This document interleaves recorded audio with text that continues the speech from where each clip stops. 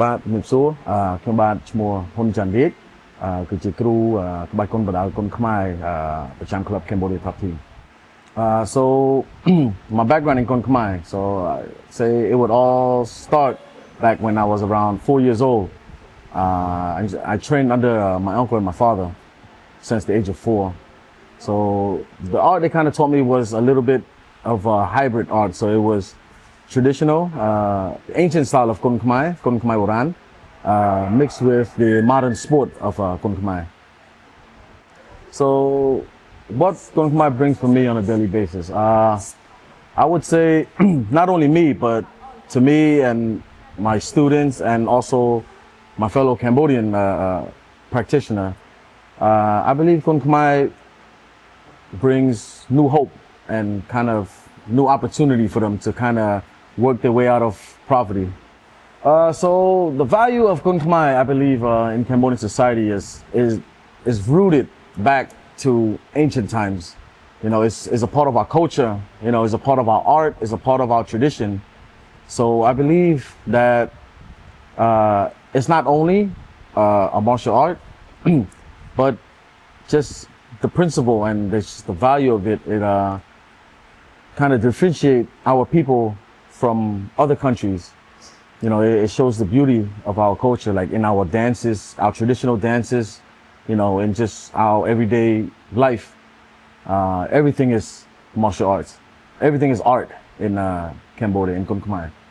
I think the art of Kun Khmer evolved a lot since the Khmer Rouge era. So let's say before the Khmer Rouge era, Kun Khmer Boran was a daily thing. You know, people did it everywhere in festivals, in you know, in parties, in celebrations. So it was a big thing, you know, back before the Khmer Rouge. New Year's, you know, all of our national holidays, people would participate in Kun Khmer. It's our national sport, you know, and as well as one of our national art. So fast forward back to modern day, it has become a demanding and professional sport now. So we kind of lean away from the tradition of it and, you know, kind of more modernize the training methods, some of the techniques. So I believe it's two totally different eras. I think so. I think just from back when I was training Kun Khmer, it was about keeping the tradition alive. It was about continuing and preserving the martial art. But fast forward to modern day now, you know, let's say 10 years ago, it was, you know, like a poor man's sport. You know, people who couldn't read, people who couldn't write, they couldn't really find jobs much. So what did they do? They start practicing Kun Khmer, start fighting just to make money to feed their family and make ends meet. But fast forwarding again to, you know, maybe 2015 until now, Kun Khmer has become a very, very popular sport in Cambodian society. And the payday, that's really the big difference. It's just the pay and money. You know, the payday is a lot more bigger than it was back in the day. Kun Khmer, to me, is a tradition. You know, it's more of a culture for me.